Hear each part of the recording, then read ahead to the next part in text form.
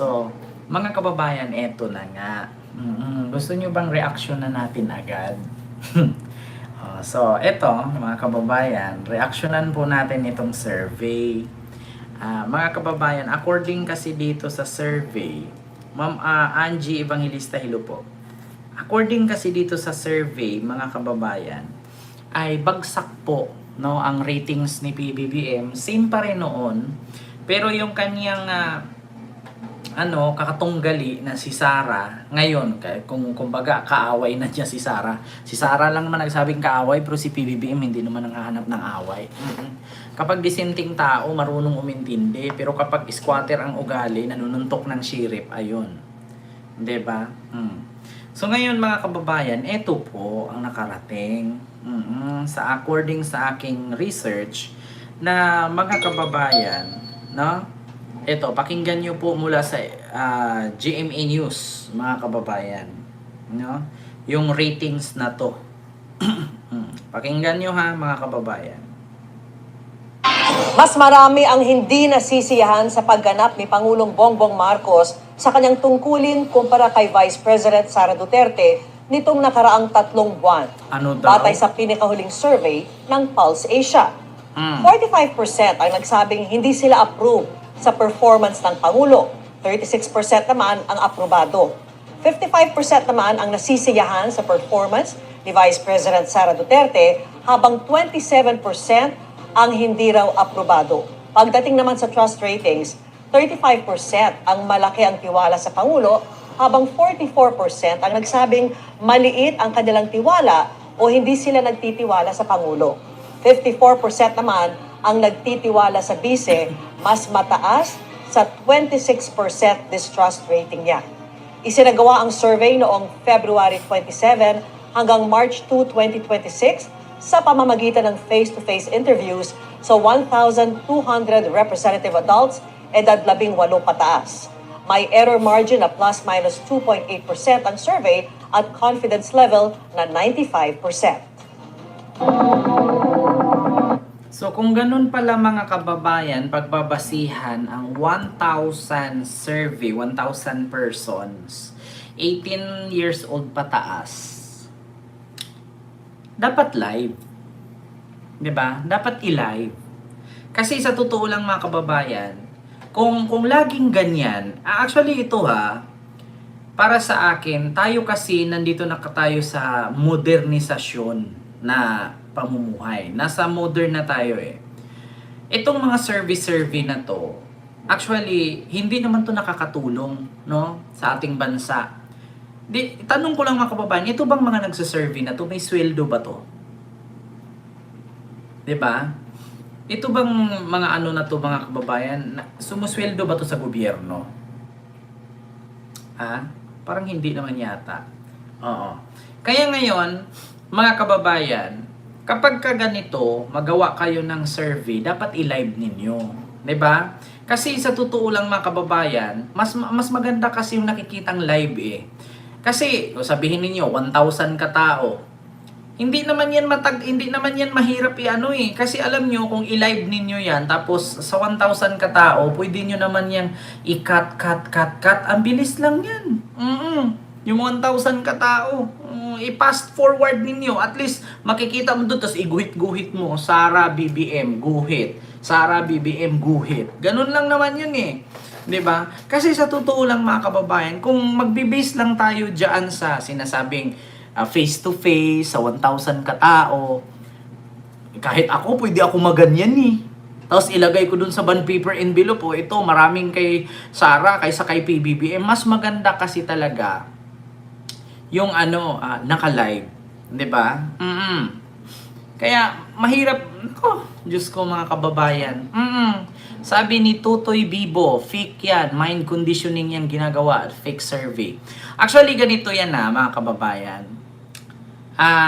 Para sa akin, reaction ko dyan sa survey na yan, kung bakit mas marami ang pumabor kay Sara kaysa kay PBBM. Kasi ganito yan eh.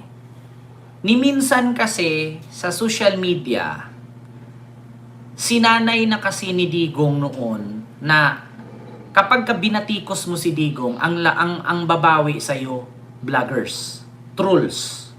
Naalala nyo? Nung panahon ni Digong, kapag binatikos mo siya, ang babanat sa'yo, vloggers. Ngunit yung mga vloggers na yon na bumabanat sa ABS-CBN, sa Rappler, at saka dito sa mga Pinklawan, bilong ako dun. Ngunit mga kababayan, ngayon kasi ang nangyari, nahati. Nahati yung vloggers na yon. Na kung saan simula nung naghiwalay si PBBM at si Sara bilang kaalyado, nahati ang vloggers. Totoo yan. Nung nahati ang vloggers, so doon na nag-umpisa, mga kababayan, na actually, dito kasi sa Marcos administration vloggers or pro-admin vloggers, hindi kasi kami, hindi kasi kami katulad sa DDS vloggers na kahit fake news, ilabas. Kahit mali, ilabas. Kahit walang proof, ilabas. Hindi kasi kami ganun. Kasi ang iniisip kasi namin mga kababayan, ako bilang isang vlogger, mahirap mag-content ng mali kapag ikay binalikan, bukod sa mapahiya ka, makasuhan ka. Yun ang nasa aming mga isipan at sa aming dignidad. May mga dignidad kasi kami. Yung mga DDS vlogger, wala yan eh. Isipin ninyong mabuti kung mali ang sinasabi ko. Mga DDS vlogger, wag kayong magalit sa akin, which is totoo naman ang sinasabi ko. Kasi ilan pong mga DDS vlogger dyan na naipatawag sa NBI at pinatawag na nga kayo sa Quadcom at inaamin nyo nga, may paiyak-iyak version pa nga kayo doon eh. 'Di ba? Ni minsan isa sa amin walang pinatawag sa amin kasi nga wala namang nakita. 'Di ba? Sa totoo lang mga kababayan, sinanay kasi ni Digong, no, inispoiled ni Digong itong kalakaran nitong mga vloggers noon, nung kasagsagang siya pa ang presidente. Kaya ngayon mga kababayan, ang tirada nitong kampo ni Sara, trolls. Para kapag halimbawa may ginawa si PBBM na maganda, ang ipakalat nila sa social media, walang ginawa. Kaya kapag ka magtanong ka dyan sa kanto-kanto, ang isasagot agad ng tao, ayaw namin kay Marcos, ayaw namin kay ganito, ayaw namin kay ganyan. Wala siyang ginawang tama, wala siyang ginawang maganda. Paano ba naman makita ng mga lolo, lola, ate, kuya, tito, tita, mama, papa, ang nagawa ni PBBM na maganda kung ang social media na nakapalibot sa mga pinapanood nila ay puro propaganda laban kay Marcos? Totoo yan mga kababayan. Paano makapagsabi na tiwala sila kay PBBM, humanga sila kay PBBM, kung katulad niyan sa sinabing bago magpasko may makukulong. Ganito yan na mga kababayan. Bago magpasko may makukulong. Doon nabutasan nila si PBBM. Kaya ngayon ang ginawa nila, natapos na lang ang Pasko, Marso na ngayon, wala pa ring nakulong. So doon pa lang sira na si PBBM doon. Bakit? Kasi sinakyan Sinakyan, sinira, ginawaan ng kwento. Alam nyo, kung practical ka at marunong ka mag-isip, no, at meron kang pinag-aralan, kung hindi ka tanga, katulad ng mga DDS, isipin mong mabuti. Si Bong Revilla noon, nakasuhan, nakalaya. Bakit? Kasi ang bilis kinulong. Nakabawi, naka-resolusyon, nakalaya. Ngayon nakulong ulit. Tingnan ninyo, hindi na makalabas-labas. 'Di ba? Huwag niyong isipin na ang pangako ni PBBM, or wala siyang pinangako, ang sinabi lang niya, bago magpasko may makukulong. Baka sa mga nagtanong ngayon, bakit walang nakulong? Kaya isa sa rason niya na hindi nila nagustuhan, no? Hindi nila tawag doon, hindi sila satisfied sa performance ng presidente. Kasi mga kababayan, kapag kinasuhan at kinulong mo kasi agad-agad yan, pagka tapos ng termino ni PBBM, tapos merong presidenteng manalo na kaalyado ng mga nakakulong, pagbibigyan ng pardon isa-isa, makakalaya yung mga yan. Pero, kung isipin mong mabuti, no, mga kababayan, Matapos man ang 2028 election, may nakaupo ng bagong presidente at biglang lumabas ang warrant of arrest. At least matagal-tagal silang makulong. 'Di ba? Totoo yan mga kababayan. Pangalawa, kailangan kapag nagkaso ka dyan, kailangan matibay, solido, pulido ang ebidensya.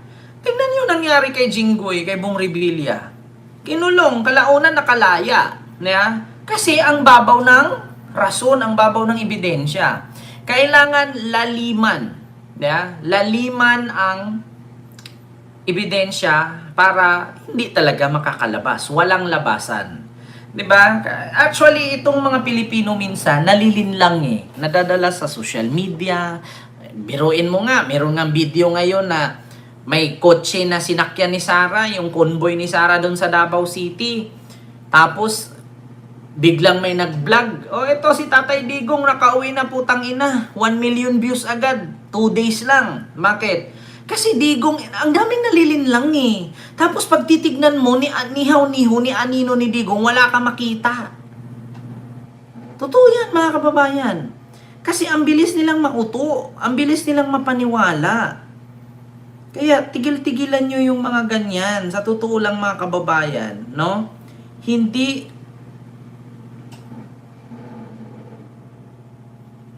maganda mga kababayan na hindi maganda yung mga ganyang estilo. Kailangan kasi, kaya nga, lagi dito pag nag-live tayo, mapagmatsyag, mapagpanuri, mapagmasid.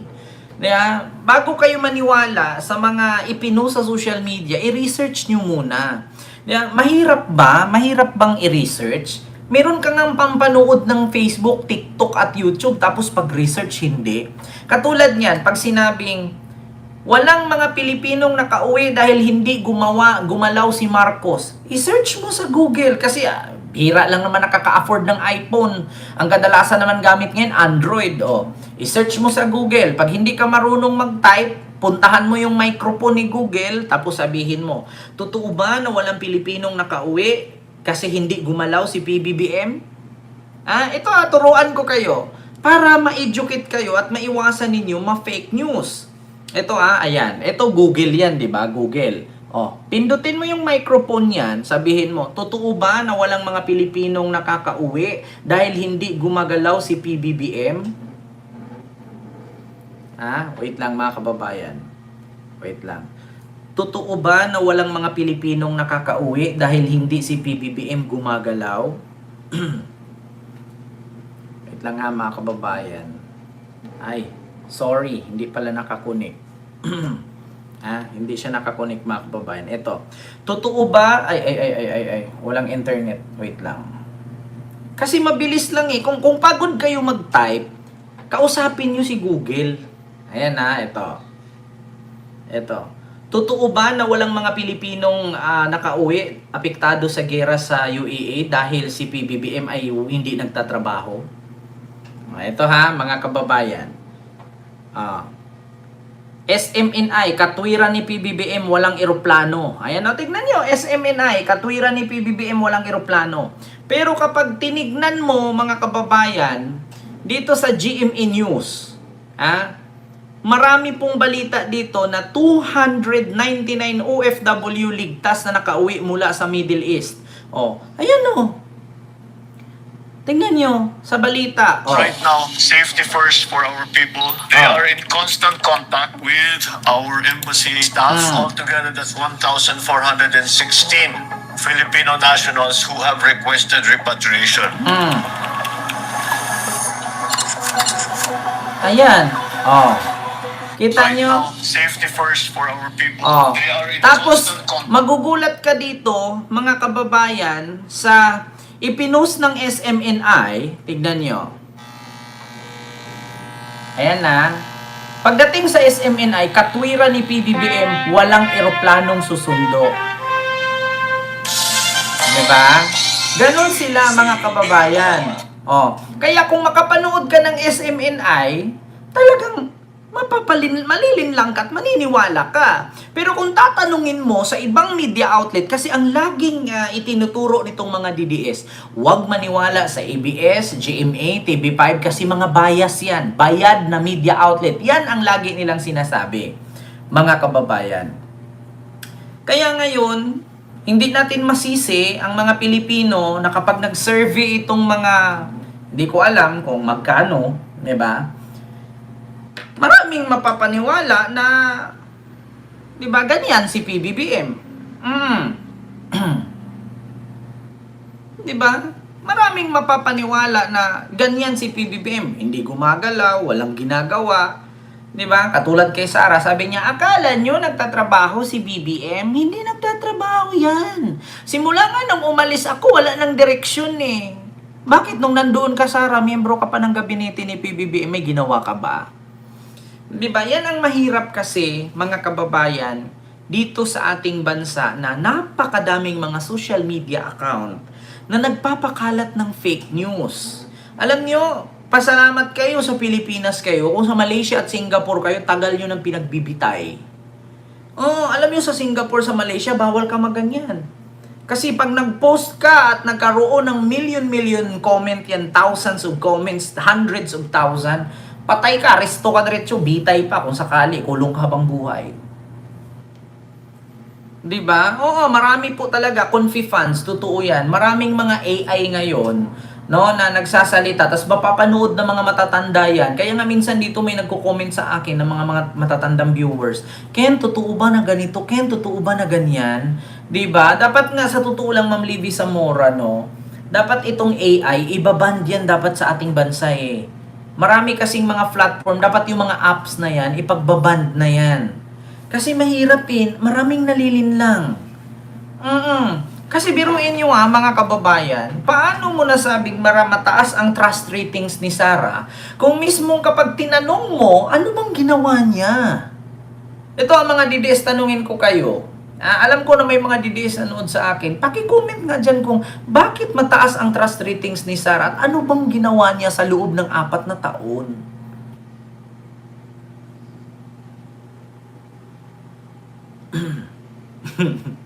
Diba, Mang Jose the Divine Healer? Bakit ganun? Ano bang nagawa ni Sara na kung bakit tumaas ang ratings niya? Sige nga, kasi sa totoo lang, hindi naman tayo bulag. Hindi naman tayo tanga. Hindi naman tayo bobo. Yan. May tanong ko lang, bukod sa patutsada, bukod sa batikos, bukod sa pasyal, ano bang ginawa niya na napapakinabangan ng tao yung magtanim ng puno? Do you think yung tinanim niyang puno, buhay pa yun ngayon? Diba? Yung magpulot ng basura, do you think yung pinulot niyang basura, wala ng basura doon? Yun lang naman ginawa niya. Magpulot ng basura, magtanim ng puno. Papasyal. Diba? Kaya itong ratings na to, sa totoo lang mga kababayan, hindi yan nakakatulong. Bakit? Kung nakakatulong, naniniwala ba kayo na yung ratings na yan ay nakakatulong? Hindi. Bakit? Eleksyon nga sa Antipolo, diba? In-endorse yun ng kampo ni Sara, DDS. Hindi nga nanalo eh. Diba? Yan ang pagpapatunay eh. Kung ngayon ura-urada eleksyon, mga kababayan, maniwala kayo sa akin, hindi mananalo si Sara. Alam nyo, si Sara, sa ngayon, tanggapin natin, no, na malakas siya sa social media. Pero tandaan ninyo mga kababayan, in the end of the day, ang social media, hindi mo nakakain yan. Diba? In the end of the day, ang social media hindi makakatulong pag may sunog yan. Ang social media, pag may sunog, ang tanging magagawa dyan, naka-live. Nanonood, naka-video, naka-live. Diba? Ang social media, pag nagkaroon ng krisis, gutom, kagutuman, El Nino, El Nino, La Nina, krisis sa gutom, krisis sa gasolina, hindi nakakatulong ang social media. Ang tanging magawa lang ng social media, parang CCTV lang yan. Useless ang CCTV kung ang kalaban mo binaril. Halimbawa, ako, nakatayo, hinold up ako, may CCTV dyan sa kanto. Hinold up ako, binaril, patay. Anong magawa ng CCTV? Okay lang sana kung yung CCTV may baril din. Habang nakikita niyang may binaril, mamamaril din siya. Ganun yan mga kababayan. Kaya nga sa ngayon, intindihin natin. No? Sabi nga ng nurse, intindihin na lang, baka mag-tantrum. Diba? Intindihin na lang. Sabi ng nurse, baka mag-tantrum, maglumpas sa ipat, magwala. Sa ngayon, tanggapin natin na siguro malakas si Sarah sa social media, pero hindi lahat ng mga nasa social media na porkit nakalagay dyan 1 million views, ay puro mo viewers yan. Hindi po. Katulad sa akin, yung mga post na pabor kay Sarah, nanonood din ako. Diba? So, hindi porket yung views nun ay umabot ng 1 million, ay marami siyang viewers kasi 1 million views. Hindi po. Katulad sa akin, live ko. Do you think yung 800 na nandyan, 800 plus, do you think puro loyalista at kakamping yan? Hindi. May mga DDS dyan. Ayaw lang mag-comment. Bakit? Kasi pag nag-comment sila, mapapahiya pag nasuplak natin. Diba? Yan ang katotohanan, mga kababayan. Hindi lahat sa nanonood sa akin puro loyalista yan. O, tignan nyo na 811 yan, nawala agad yung 10. Diba? Hindi yan lahat loyalista, hindi yan lahat kakamping.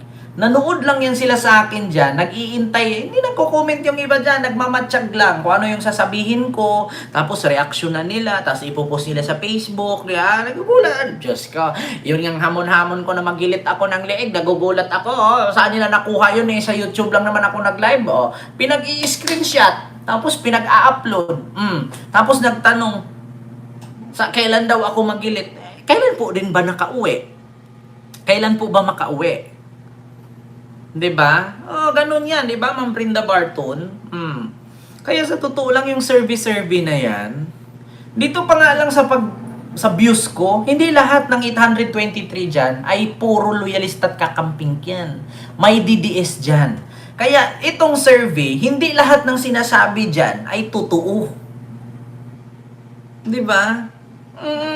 Ganun 'yan, mga kababayan, 'di ba? Mamalupit. Mega love shout out po. Diyos ko naman, Ma'am Olive Agustin, hello po. Kaya sabi ko sa inyo mga kababayan, kung ang pagbabasihan natin, ang social media, maraming nalilinlang sa social media. Pero pag dumating ba ang La Nina, nakakatulong ba ang social media? Pag nagla Nina, baha, tag-ulan, baha. So kapag ka nagbaha, di ba? Anong maitulong yung social media bukod sa mag-live ka? Bukod sa mag-video ka at i-upload mo.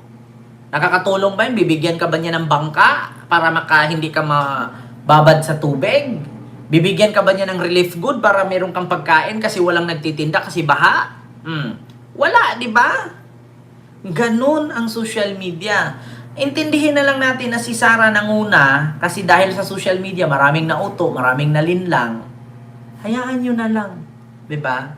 Kaya nga sabi ko sa kanila, kapag ka nag-survey kayo, i-live nyo. Mag-live kayo. Imposible naman wala kayong platform. Meron nga kayong page May page kayo. May website kayo. Mag-survey kayo, naka-live. Para yung tao, di ba? Sabihin natin 1,000 katao yan. Ito. Live episode number 1. Kasi 1,000 yun. Ngayon, 100 muna katao sa araw na to. 100 katao. Next week, another 100 katao. Another next week. Pagka 10 weeks, every week, 100 katao. After yun, 1,000 ka survey mo, at least napapatunayan ng mga viewers at doon mo na itutal. Ngayong week na to, nakakuha si PBBM ng 60, kay Sarah 40. Next week ulit, 60, 40. Tapos itutal mo lahat yan.